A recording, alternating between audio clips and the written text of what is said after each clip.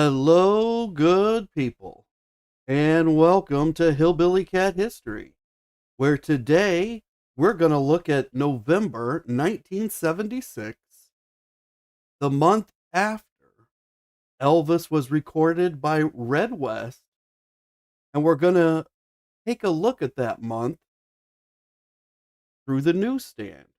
And we're going to do that as soon as we come back from this song. Hi, Jeff. Thank you so much for coming. Appreciate seeing you here. This is The Line Between.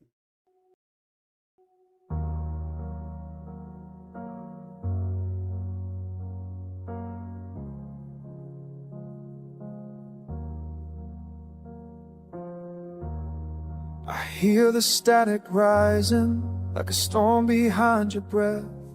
Every truth you're trying to name is shaking what we had left. You say the world's gone sideways, and I can feel the tilt begin. Two voices on a wire, and the ground won't stay still again. I'm not calling you a liar, I'm just trying to understand how the stories got so twisted between the heart and the helping hand. There's a line between us traveling, but I'm holding while I can. In a world that's spinning crazy, I'm still reaching for my friend. If the truth is breaking open, let it break us into light. Two hearts on different journeys, still trying to make it right. We built a house of loyalty, but the floorboards start to groan. Every secret that we carried now demands to be known. Say you're still my brother, but the silence cuts like steel. I'm standing in the doorway trying to tell you what I feel. I'm not trying to accuse you, I'm just naming what I see. All the shadows in the hallway where our trust used to be. There's a line between us traveling, but I'm holding while I can. In a world that's spinning crazy, I'm still reaching for my friend. If the truth is breaking open, let it break us into light.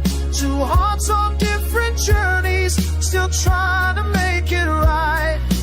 I don't want to lose you, but I can't pretend I'm blind. There's a storm inside your story, and a storm inside of mine.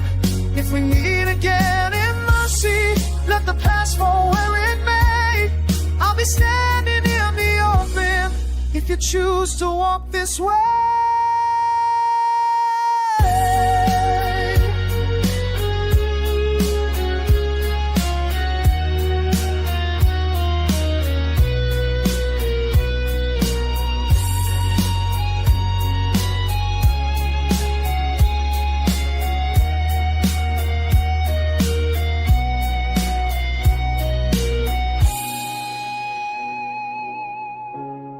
There's a line between us traveling, but I'm holding while I can.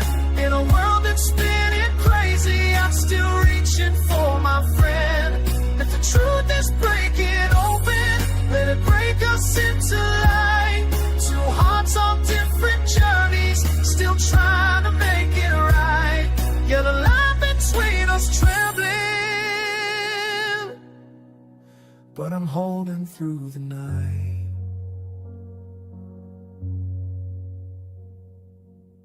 Thank you for gathering here at Hillbilly Cat History, where we remember together and listen for the echoes. And today, we're going to hear those echoes straight off of the 1976 newsstand. If you had gone to the grocery store in 1976 in November, or the middle of October, really, you would have seen the November issues of all the magazines waiting for you to purchase them. How many of those magazines would have had Elvis connected to them? Elvis wasn't doing any interviews. So there shouldn't have been very many, right? Here's a picture of Elvis in November 1976. This is November 30th, Anaheim, California. All of the pictures of Elvis, you'll notice they're all in this jumpsuit today. They're all from that Anaheim November 30th performance. I think he's looking pretty good here. His appearance is going to come up as one of the topics of the newsstands. But this is what was swirling around Elvis as he had to deal with that phone call, and as he put it behind him, and as he had to move forward. If he had gone to the newsstand, or if one of his relatives had gone and they brought one of these magazines back to him, then this is what he was going to see. Now, this is 1 year before, November 1975. So if we just jump back, we're only going to look at one magazine from that time period, but just to give us an idea of what they were talking about a year before. They said that Cher, well, apparently she was going to have a baby. And they've got a picture of Cher with Elvis on the front cover of this magazine called Movie Life. And it says, Cher to name child's father in 7 months. So apparently nobody knows whose baby Cher is having. And then it says in smaller letters, what Elvis did to her before she married Greg. Her mother reveals all. So apparently Cher's mother has talked to this magazine, and she's hinted, or they're hinting, that this baby is Elvis's. Now, obviously, we know that that's not true now, but this is the kind of thing that was happening on the newsstands in November 1975.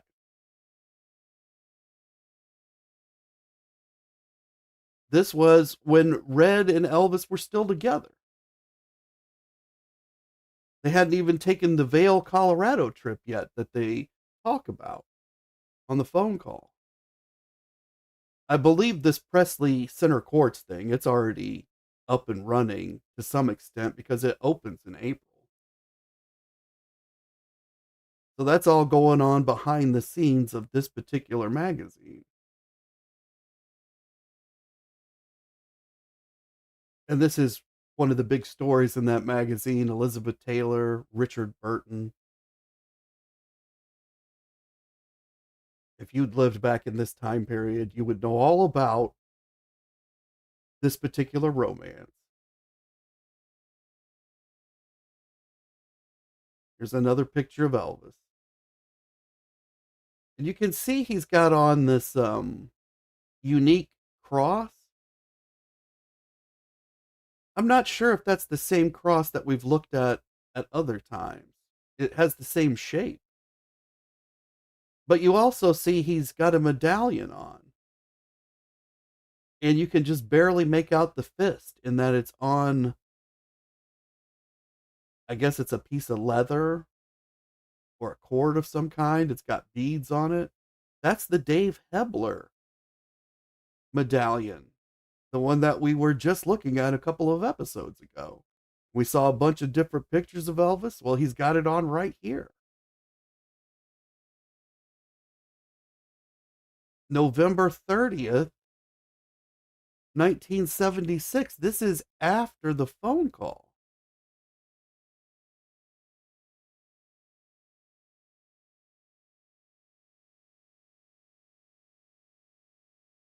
Now, I have found these pictures and they're marked for this date. So now I'm going to have to go back and just verify that really is that date, because here's this piece. Is Elvis really wearing this medallion that Dave Hebler gave him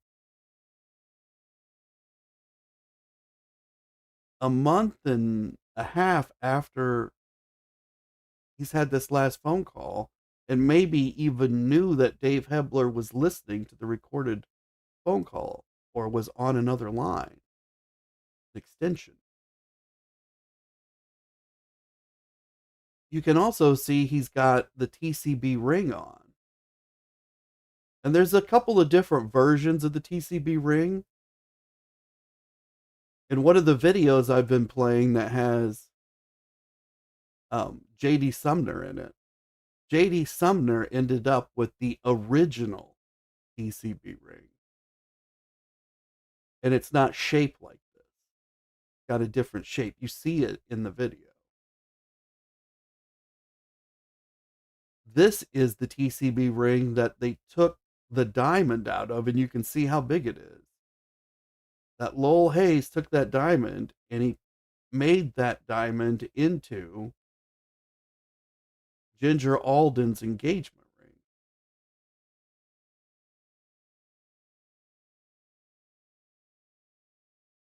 Now, if you went to the newsstands November 1976, you could have bought this comic book. The Defenders, King Size Annual #1. And if you watch movies today, the Marvel movies, you recognize every one of these people. The Hulk, Valkyrie, Luke Cage, Doctor Strange. I'm not sure who the lady is in the back. And the guy with the big red cape, that's Nighthawk, but I don't think he's popular today. But all the others have been somewhere on television or in the movies. But they were already fully developed way back here in 1976.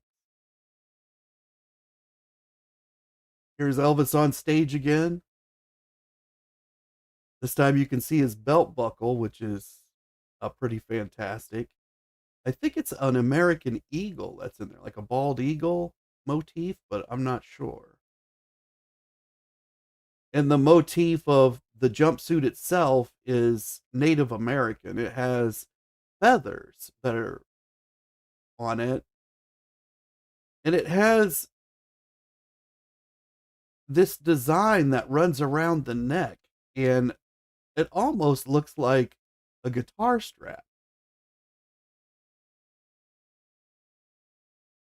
But it's made out of squares that have different designs in each one, but they're each repeating. There's a circle design, and then there's an X design, and then it repeats circle X, kind of like tic-tac-toe. And Elvis looks very happy in this picture.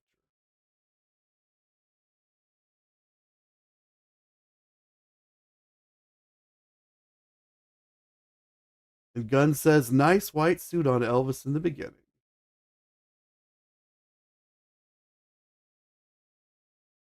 And this is Modern Screen from November 1976. And you can see Barbra Streisand is on the cover.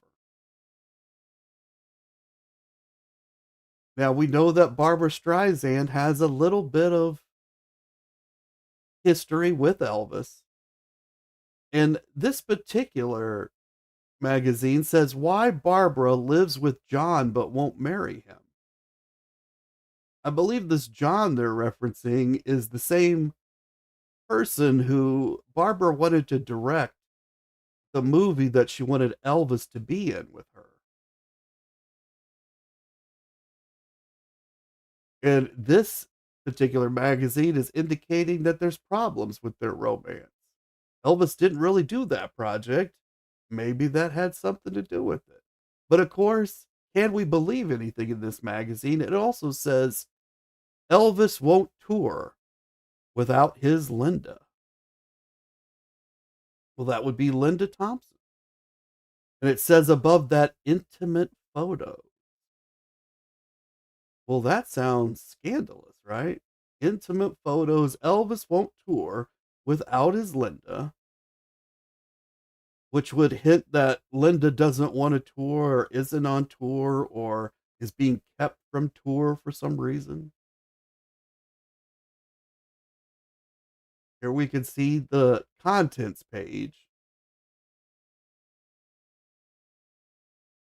And it says here, oh, there's a article about Jan Michael Vincent. How about that? And it's right after the Elvis article, on tour with him and Linda. So obviously that article is going to be about Linda Thompson.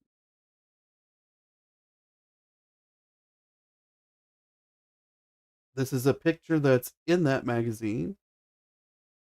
And you can see Elvis is in not exactly a jumpsuit. I think this is a two-piece suit.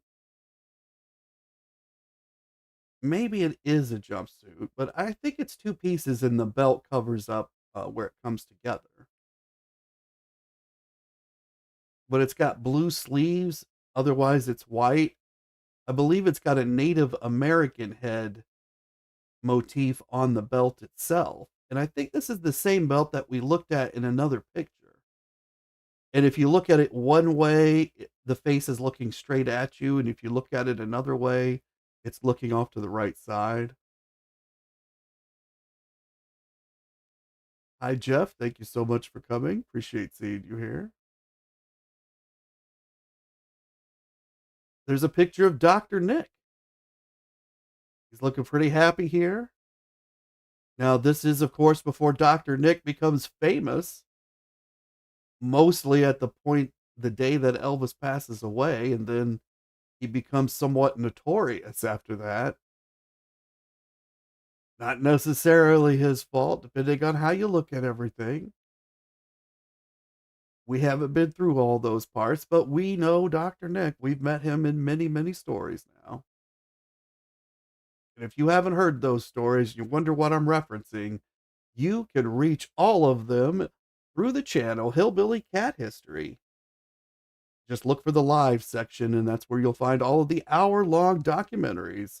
Over 300 of them, waiting for you to watch them. Here's a picture of Joe Esposito outside of the Lisa Marie.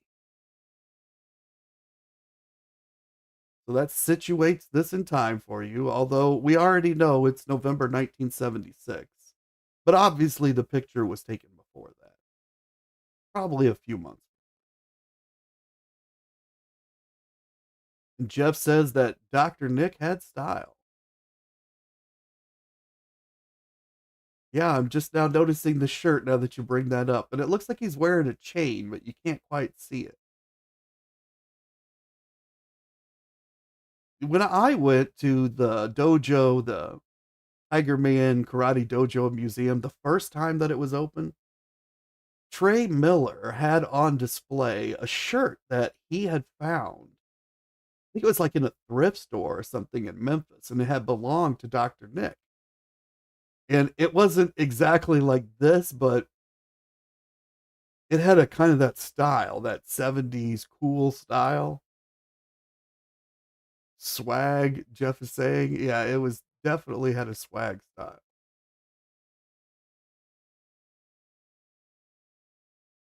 Nick or Joe Esposito isn't dressed quite so fancy.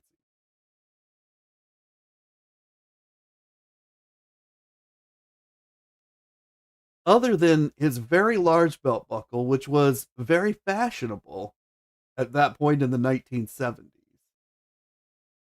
And he has, I think it's a digital watch on, which would be kind of fancy for that time period. It sets you apart just a little bit. Otherwise, this is a guy you'd see at the local mall or at the Kmart or anywhere else in life. Nothing that would tell you this man rubs elbows with a superstar every day. And Gunn's asking who designed all of his jumpsuits with all the details and all that all over them. The guy named Bill Ballou, and we might look at him someday. He was there's I don't want to. It's not just Ballou.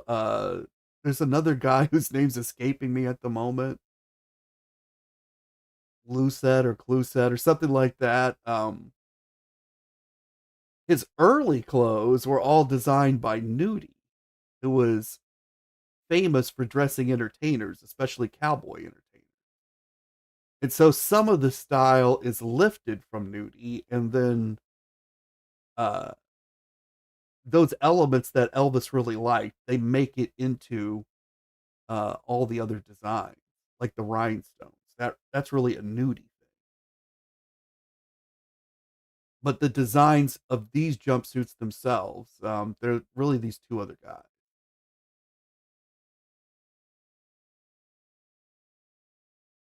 And here's a picture of Elvis with David Stanley. David Stanley's the guy with the long, kind of feathered hair. Very serious expression on his face. He's looking intently at something, probably in somebody's hand that they're kind of pushing towards Elvis, but you can't see that. It's off the picture. And of course, David would be worried about that because he is the bodyguard here. Now, there's a lot of people that are around Elvis, and some of them are bodyguards, and some of them are not. Now, I don't doubt that any one of them would try to save Elvis if they could, but only a few actually are bodyguards. David is one. Charlie Hodge, no, not a bodyguard. Never even acted as a bodyguard. Lamar Fike, no, not a bodyguard. Very large gentleman most of the time that Elvis knew him. Although there is a point where Lamar is very skinny because of a surgery that Elvis paid for that saved Lamar's life. But Lamar was not a bodyguard. Red, Sonny, Dave, they're definitely bodyguards. Dick Grobe, Sam Thompson, they're bodyguards. Al Strada, he's a valet, not a bodyguard. Had some security duties, but was not a bodyguard. Ricky Stanley, not a bodyguard. Nobody would have trusted Ricky to save anyone. David, yes, look how big David is. He's a very large, intimidating guy, and he knew how to fight, and he wasn't afraid of getting hit. That's why he could be a bodyguard. George Klein, not a bodyguard. Gene, Elvis's cousin, not a bodyguard. Junior kind of was a bodyguard before there were bodyguards. Nobody wanted to take on Junior, who was Elvis's cousin. Here's a picture of Linda Thompson that's in this magazine. She has a very 70s outfit on. She's wearing a scarf. Charlie Hodge is standing next to her. You can just barely make out his face there. Most of him is cut off in the picture. He's also wearing an earth tones dark brown outfit, I believe. It's not a great picture, but it's, again, a very 70s outfit. I can almost make out his TCB hanging on the outside. Or maybe that's another medallion. Or maybe it's just the way the shirt looks from the design.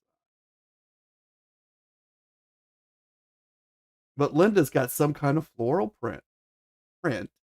She also has a large handbag that appears to be leather. And of course, she is very beautiful and dating Elvis when this picture is taken. Charlie does kind of look like he's bodyguarding her, but I think he's just trying to usher her through this crowd.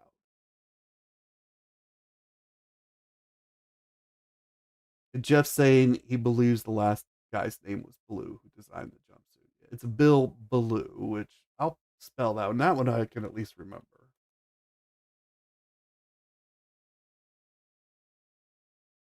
Well, I take that back. Maybe I spelled that wrong. But it's pronounced the way that's spelled. Bill Ballou, if I got it wrong.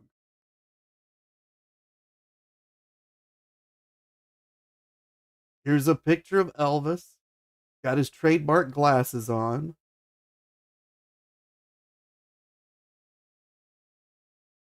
Now, this picture, you can see Elvis, you can see Joe Esposito, you can see Linda, but you can only see her hand. It's wrapped around Elvis's right arm. And then there's a guy whose face is like right in the camera. He's wearing a denim shirt. He's got a blonde mustache, blonde hair. That is Dave Hebler. Now, his face is kind of distorted because it is right up in the camera. At first, I thought it might be red, but I'm like 99.9% sure that's Dave. If anybody thinks it's somebody else, let me know because it is a distorted picture, but I do think that that is Dave Hebler.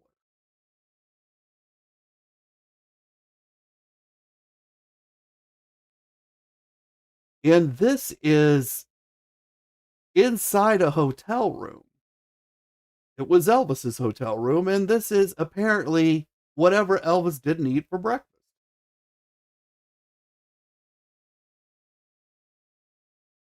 Now, this is one of those security things you wonder about. Sometimes you hear that things get left behind in the hotel, and apparently people would run in and they would take pictures like this after Elvis left his hotel room.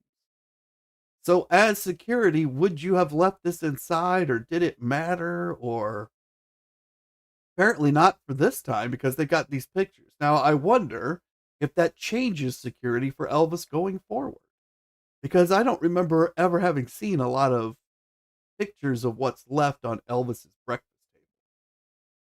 And I don't know that we really have any guaranteed this is what Elvis ate for breakfast. This might have been Linda or one of the guys. This is the rumpled bed that Elvis left behind in the hotel room. Now, obviously, you're going to leave behind your bed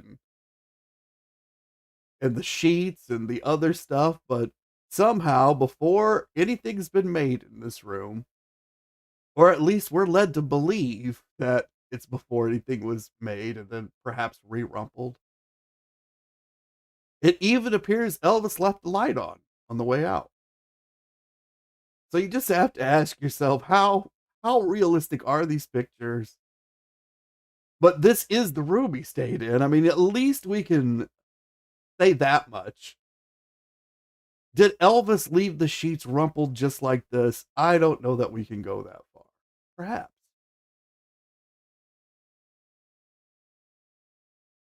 Did Elvis leave the room in this condition over by the sofa? Looks like he had a suite, or at least what they would have considered a suite in a small travel lodge type hotel or motel type of thing.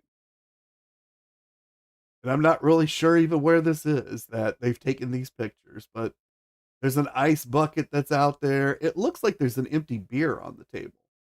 Now, Elvis is not a known beer drinker, and neither is anyone else that's with him. Now, there is a ashtray, and we all know that Elvis smoked those little cigars. I don't really know that anyone around Elvis smoked, and I don't know that Elvis smoked inside. I think he was kind of an outside smoker guy. Can't guarantee that, can't prove it. But it does seem odd to me that there's a beer and an ashtray here. And that anybody would have left those out, that anyone could have taken that kind of picture. Which makes you question, is this really Elvis's room or just one of the rooms that was rented for Elvis? You know, because he stayed there with other people and they would have been in other rooms. Would his have been the only one with a couch? Was he the last guy that was in his room? And Gunn is asking about Linda, dark hair. Well, let's go back and take a look.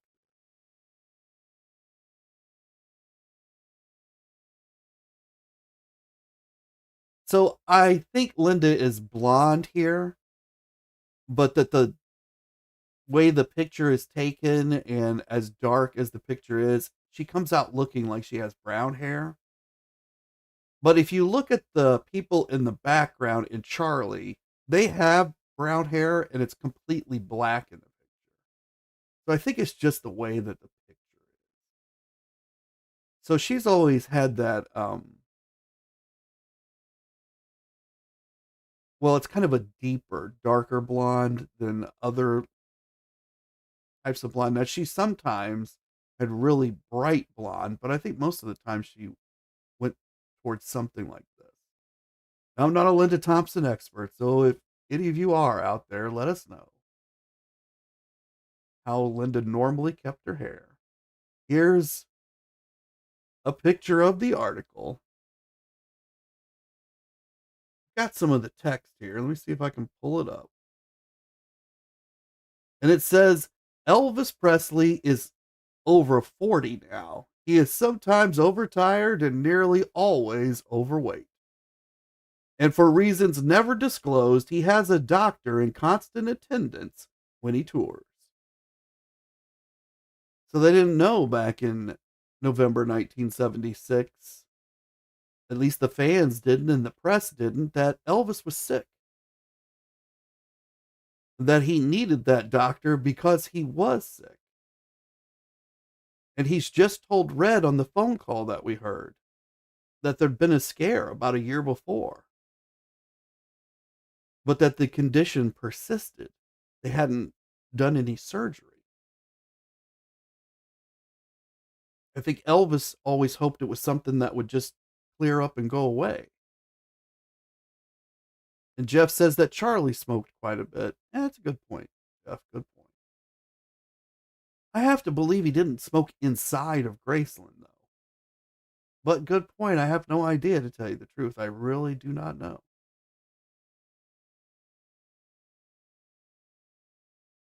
And this says,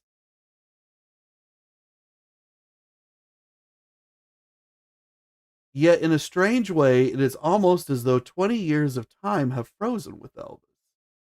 There are still the adoring fans, the sold out performances, the shrieks and the screams, the guards, the women, trying to get a glimpse of him, a touch, a piece of his leather, or a sheet that has actually touched his body. So I guess that's why they're showing the bed from the hotel room. It's a sheet that's touched his body. And is there a demand for that, or are they manufacturing a demand through this press, this news article? Oh, they said a piece of his leftover toast. So they're referring to that breakfast picture that they have as well. It says in Pueblo, Colorado, phone service came to a virtual standstill after a radio station offered a free Presley album. Surprisingly, however, Elvis's sweet life isn't always so terrific. On tour, he is virtually a prisoner in his own hotel room. And some of the rooms are dismal, which is why he insists on having his Linda with him. This says Linda Thompson has been Elvis's number one girl for some 4 years. True, there's been the odd diversion for him along the way, among them Sheila Ryan. And that's all that I have of this particular article. But apparently the press knows that, or they've linked Elvis to Sheila Ryan.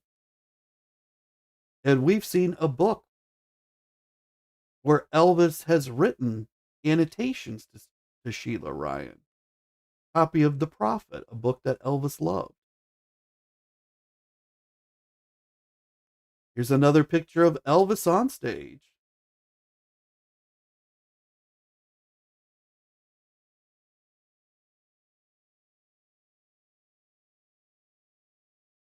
And we can see he's in the same jumpsuit. He looks pretty happy.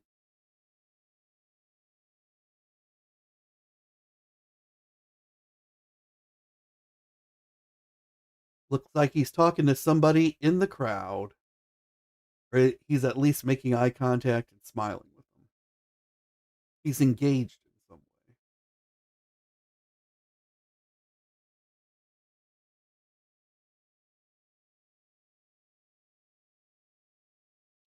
And here's another one of these magazines. This one's called Crawdaddy. And at the top it says Fleetwood Mac Confidential. And I think this is a picture of Fleetwood Mac on the front. Yeah, it says Fleetwood Mac down in the corner. I'm not real familiar with Fleetwood Mac, even though I did go to one of their concerts one time, but I was actually working there. trying to sell these cellular phones. It was a weird job, but I did get to be there. Stevie Nicks was there. Almost every lady in the crowd was dressed like Stevie Nicks with the very long flowing sleeves. So it was a very interesting experience. But of course, they were far older than they appear in this picture here. The second big title on this page is Elvis Redo, Viva Las Vegas. So I have no idea what they're talking about with that. Elvis Redo, Viva Las Vegas, November 1976. And I don't have this article, so we don't get to see. It's just like we're at the newsstand. We're looking at this cover, wondering, is it worth the money? And this is in the UK for 55p. So you, all the people from the UK that are watching, leave me a chat or a comment. Let me know, 55p, is that worth paying to find out what this article is? Would you have paid it at the newsstand? Here's another picture of Elvis. Same night, same outfit. And you can again see that fist medallion along with that cross.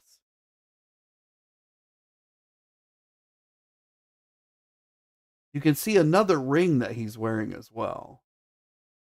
And it looks like it's got a black star sapphire in it, which is also a black star sun.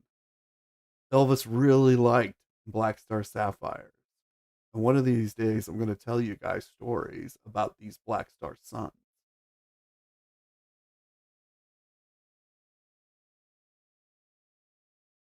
On this magazine cover, it says Movie Mirror plus TV. That's the name of the magazine.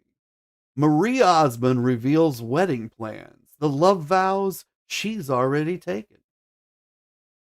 Now, we happen to know that Elvis has a relationship with the Osmonds. He really likes the Osmond brothers, and he really likes their mother. And Marie's part of the family. And if you grew up in the 1970s in the United States, like me, you probably watched Marie on television, on the Donnie and Marie show, which is actually, if it's not on TV as this magazine's out, it's within a year because they do a Star Wars special. And Star Wars came out in 1977, which would be just a few months after this article comes out. Star Wars comes out in May, and I'm thinking those specials are like June and July. Also says Elvis thrilled with Priscilla's baby news. And it has this weird picture of Elvis, and I guess that's Priscilla. Although she looks kind of matronly here. And this is obviously some kind of photoshopped picture in the days before Photoshop. And so it doesn't even look quite real, but I guess it's real enough for a magazine cover of the time period. And it says that there's a medical miracle makes their dream come true. And Lisa, who must be Lisa Marie, is told Daddy's coming home. So this magazine has all kinds of news about Elvis. There's a baby on the way. Apparently, they're getting back together. They've told Lisa. They've involved some kind of medical miracle. Isn't it weird that there's like medical miracle news about a baby connected to the Presley family, like spinning around in the news today? And this is from November 1976. This also says Henry Winkler goes on wild escapade with two belly dancers. Now, Henry Winkler, he plays the Fonz on TV, which is basically Elvis in a sitcom. An Elvis who doesn't sing, he just rides a motorcycle. He does play music on a jukebox. And he wears the leathers from Elvis's 1968 comeback.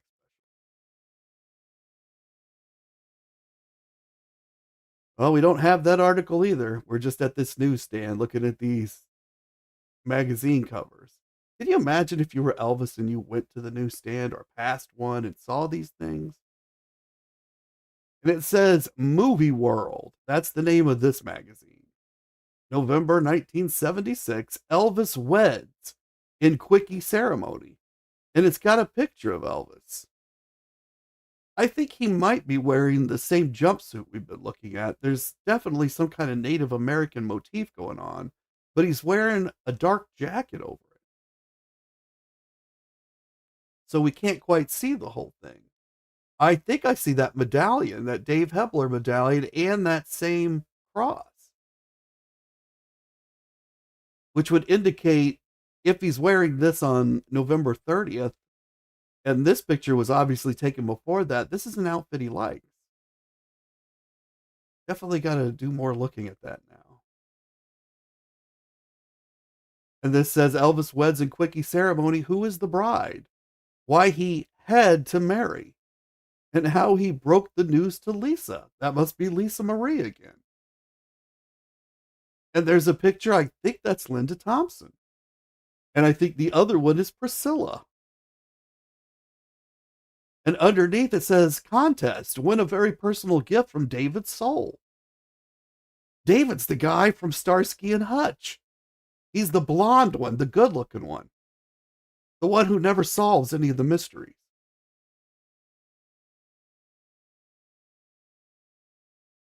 And then that says, will my son be normal? The question Cher's doctors wouldn't answer.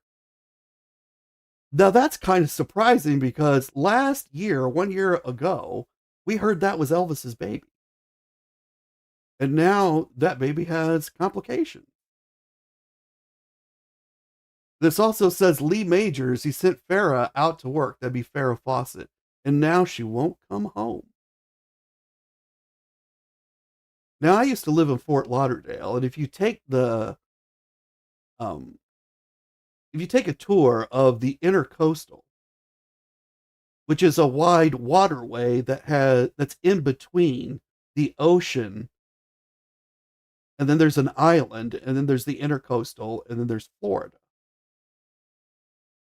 And the islands part of that Florida piece is just the only thing that disconnects it is that Intercoastal. It makes a real nice place to pull your yachts and stuff into. And there's a lot of houses on there. And one of them is famously Lee Majors' house. And it would have been from around this time period. And if you've ever seen that house, well, you would have come home. You wouldn't have left in the first place. It's an amazing house. How they even got Lee Majors out of it to film anything, I don't know, because it's an amazing place.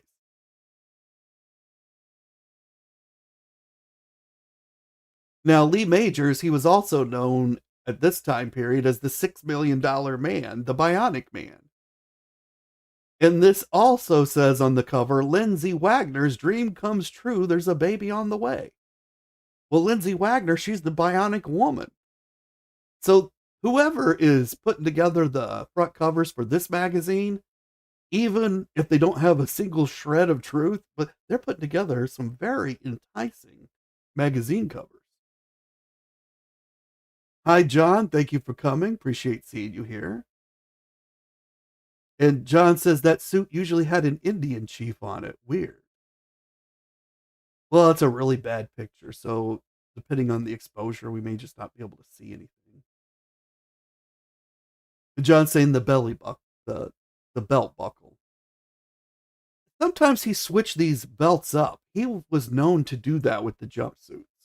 They were designed with a belt, but he'd fall in love with another belt, and then he'd just wear it with everything.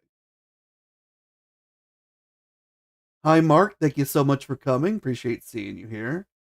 He says Elvis is wearing a two-piece leather that he wore on stage in 74, and he appears to have an overcoat on.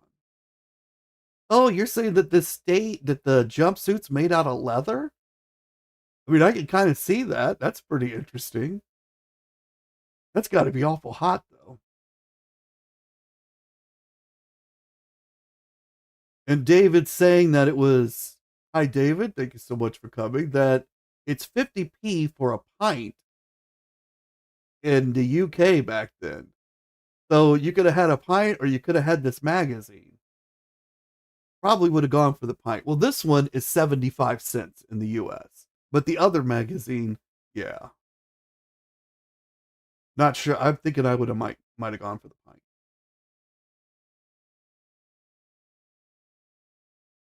And David's saying that's not an Indian suit. It's from 74 Las Vegas. But it has an Indian motif, right? Isn't that a Native American motif? I mean, it looks like there's some kind of feather or something going on here.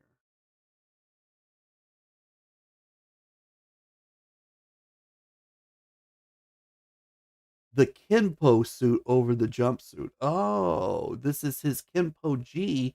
And there's the, uh, I think that's his 8th degree black belt. Okay, I see this. Definitely a black belt, whether it's his 8th degree or not. And Elvis Forevermore, welcome. I don't think I've ever seen you here before, so welcome to the program. Says, gee, seems like Lennon, John Lennon, always had time to criticize everyone else, but he couldn't look in the mirror. Yep, we haven't quite got there yet, but that is true. And in fact, I think this picture shows how Elvis feels about that, about what John Lennon might have to say about him. So if we flip back, what I'm hearing is that this is a leather suit. And even though I kind of thought the motif looked similar, it's not this suit that we're looking at here, which is not leather. I can see now that this is definitely a different suit. Thank you for pointing that out. And that's why this is not an Indian head on this suit. This probably is the belt buckle that's meant to go with this. Obviously, it is. You can see the triangle inside a circle that's on both the belt and the suit. And then the Native American head is on the side of the belt. And Mark says it's a type of leisure suit. And then he thinks Linda had a matching one. Well, that's real interesting that Linda had one too. How about that? Leather leisure suits. Now, I've heard about leisure suits. I've seen them. I've even worn a few, but I've never heard of a leather leisure suit. And Elizabeth says that she can't believe she missed the chat. She'll watch it later. Thank you so much for coming, Elizabeth. Appreciate seeing you here. Jean Doucet. Probably pronouncing that wrong, but John has put that into the chat. That is the guy, the who designs the jumpsuits, along with Bill Ballou. Or one of them makes it, and the other one designs it. I got to get more into that. A lot of interesting stuff there, especially now that we've looked at the spiritual books, because some of those designs are making it into these jumpsuits. And Jeff says that he really liked the suit Elvis wore in his very first comeback at the International, which he believes was not recorded at all. There's a lot of pictures of it. It's a black suit. In fact, I think it's the black suit that was in the doctored picture we just looked at with Priscilla. But it was a two-piece suit, and Elvis decided he needed this one-piece thing so he could move correctly.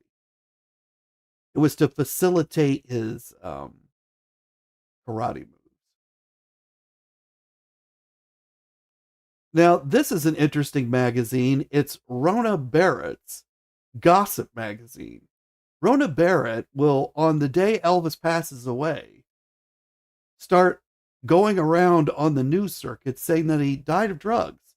And she knows it because she talked to Steve Dunleavy. And Steve Dunleavy knows it because he made money from a book that said that Three Bodyguards told him. And that's what he wrote in the book. Now, to back her up, she Steve Dunleavy goes around and he does some interviews of his own. And Rhoda, she just heads full force on this thing and makes a lot of money off of it. She was also trying to track Elvis to his wedding back in 1967. She was all over Palm Springs trying to ruin it for him. And here in 1976 November, she's printing Elvis Presley Still the King. So Elvis is a cash cow for Rona. She's always pumping something out about Elvis. I never really understood how deeply involved she was in the Elvis story until she's always at the edges of it, always trying to turn it into some cash. And David says, why is it important what Lennon said or Tom Jones? Before Elvis, there was Marilyn Monroe. Yes, it's not important. It just makes a great thumbnail. Here's another picture of Elvis. This is what's important. And we got to come together to see these pictures of Elvis having a great time on stage, looking fantastic.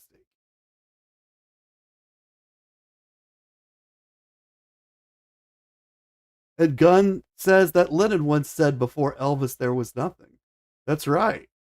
That's right. And so Lennon, he sways in the wind sometimes. And he went to meet Elvis, and he had just said before that he didn't think he didn't like Elvis's movies and stuff.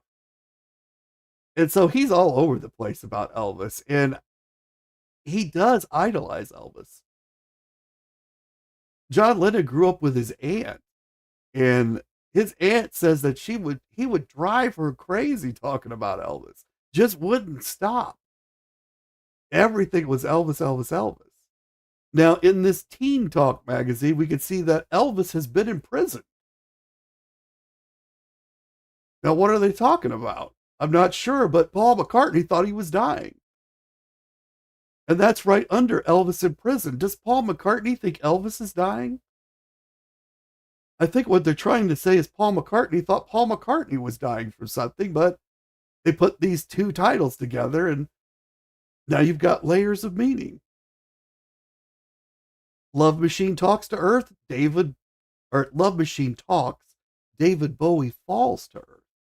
Elton John gives rock a slap.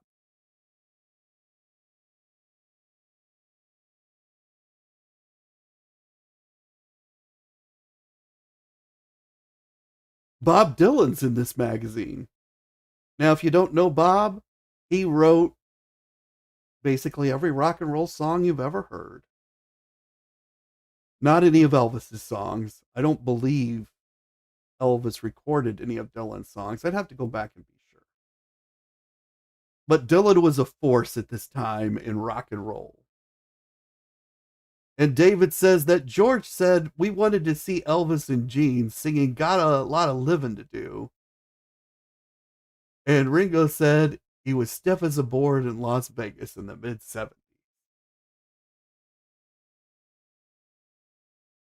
I don't think many people agree with what Ringo said about Las Vegas. I've seen a lot of people say they loved Elvis's Vegas show. Now here's Sam Elliott. If you don't know Sam Elliott, well, he's famous for his mustache. And you can see it on display here. We got Paul McCartney and Wings.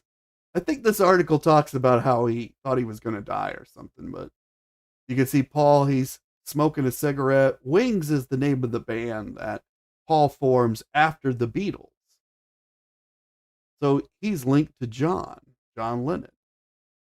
Now this is Wonder Woman, Linda Carter. I think it's right before she was Wonder Woman. And I just think it's Linda Carter. If you think it's someone else, let me know. It's not marked, but it sure looks like Linda to me.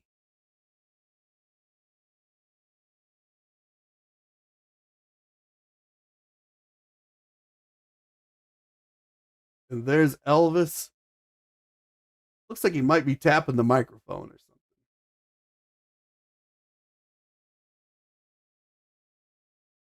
Here's a ticket from November 25th, a few days before the pictures we're looking at. It was for an Elvis concert, lower balcony in MacArthur Court, Eugene, Oregon. This one cost $10. So $10 in 1976, that'd be like $80 today. Kind of pricey. It always sounds cheap because you hear $10, but this would have felt today like you spent $80 for this ticket. Maybe as low as 60. It depends on how you do the math on the inflation. And Elizabeth says that she loves the Vegas shows and doesn't agree with Ringo Starr. And Jeff says that Elvis actually did record a Dylan song, but he can't think of what it is either. So that's the tough part when you try to do these shows. Like, you can't remember. Suddenly, I can't remember a thing. Here's the back of one of those tickets. It says no television recording or commercial photography of the Elvis Presley show is permitted without contractual agreement. Pay no more than the established price on this ticket plus the handling charge. So they're trying to say if someone's scalping you the ticket, only pay $10, but that's not really how scalping tickets work. In fact, if you told that to Elvis, he might have given you an expression just like this. Laughing a little bit on the inside. Yeah, we're not going to be able to stop these guys from selling these tickets for more. He's obviously tickled about something in this picture. Jeff says the song is Don't Think Twice, written by Bob Dylan. All right, I'm going to have to look that up now. Don't Think Twice. Elvis Family Secrets in the National Star. This is the paper that will eventually back Priscilla as the widow.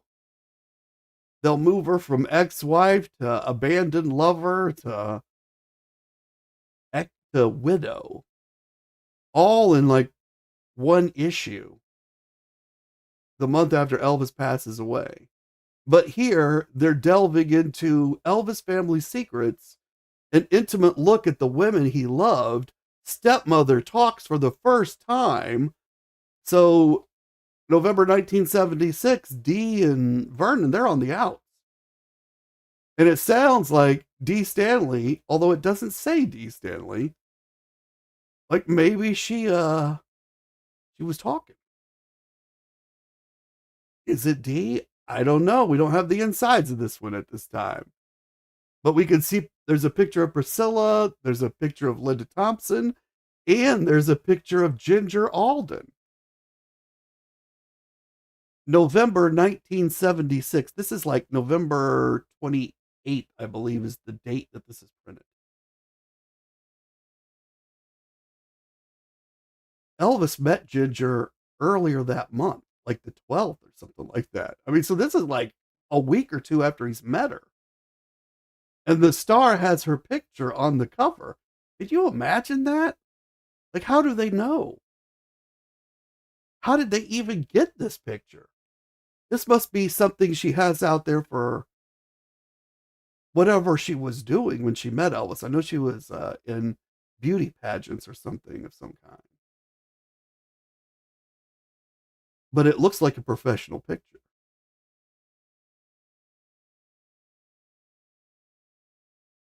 And we got another picture of Elvis.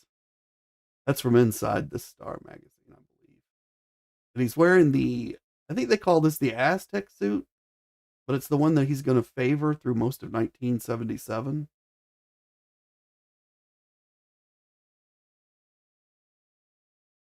There's another picture from the magazine. Or no, I think this is the night. This is November 30th.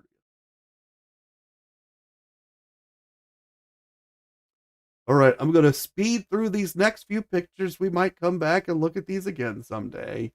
But I know we want to get to this exclusive interview with John Lennon, and we're right at the hour. But you can see kisses in this magazine as well. This is rock special issue. So they made a play on the word kiss and the word issue. And we got a contents page, but we don't care about that. We got an article about Elvis. It's not really very good. Jim Morrison's in this. They have a few pictures of him. I think he's already passed away by this point, though. November 76. I do love Jim Morrison, but I'm not an expert on the timeline. This is Gene Simmons from Kiss. He's still around today. We got another picture of Kiss. And this is what we're looking for. John Lennon, and it's hard to read this at the top, but it says an exclusive interview with John Lennon. And they basically asked him to rate a bunch of different people or to say a word that describes them, a single word. And the word that he used for New York was great. He lives in New York City. The word for Ringo, friend. The word for Yoko, who is his wife, love. For Howard Cosell, who is a sports announcer, he says ham. That's funny, ham. For George Harrison, lost. For bootlegs of the Beatles, good. For Elton John, nice. For Paul McCartney, extraordinary. David Bowie, thin. He says the MBE. I have no idea what that is. Something about the Beatles. And he says a terrible word. And then John himself, he says he's great. And you can see that picture of John smiling in the lower right. But up in the top row, there's Elvis, John's idol. And this, John, how you feel about Elvis? What word do you have for Elvis? Fat. It's a single word. But they put it into the top row. And they show a picture of Elvis where he doesn't look fat at all. And it says fat. And that's John Lennon being quoted in 1976 by a guy named Stuart Hirsch. In this rock magazine, he says Elvis was fat. And that's what Elvis had to put up with when he was talking to Red about, they're calling me Fat Red. You called me Fat Red. You said that to Charlie. Like, it's not bad enough he's got John Lennon out here doing it. But that's where we're going to end it for today. And I want to thank each and every one of you for spending your time here with me. I truly appreciate it. And until I see you all again, I'm going to leave you with this song. And you all keep on taking care of business. This is I Was There.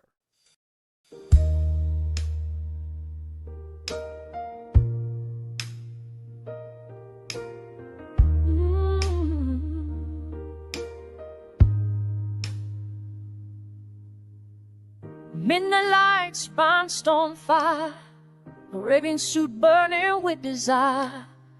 He hit the stage like thunder rolls, Vegas shook and the story unfolds. Charlie's birthday crowd went wild. He cracked a joke and sang with style. But just before he sang Hurt So Weak, he stopped the show and made us weep. He gave away his heart, not just a song. Diamonds and gold where the love belonged. Rings and shades from the man backstage. He healed the broken, he lit the flame. Oh, he gave away his heart, and I saw it all that night.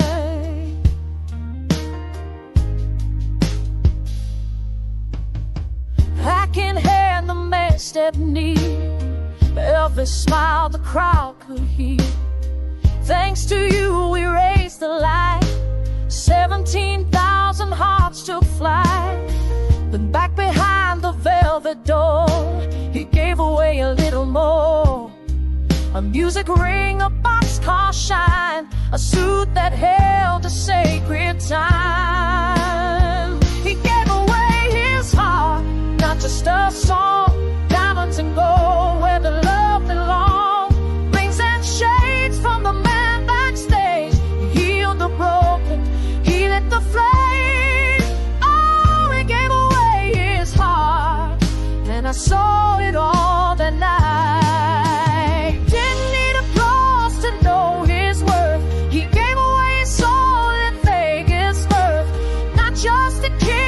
something more, a man who knew what hearts were for.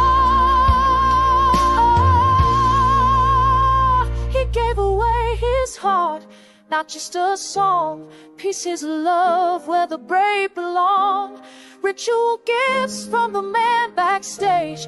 He saved the hurting, he lit the flame. Oh, he gave away his heart, and I'll never be the same. I was there, I saw the rings, I saw the light. He gave away his heart, and it burned so bright.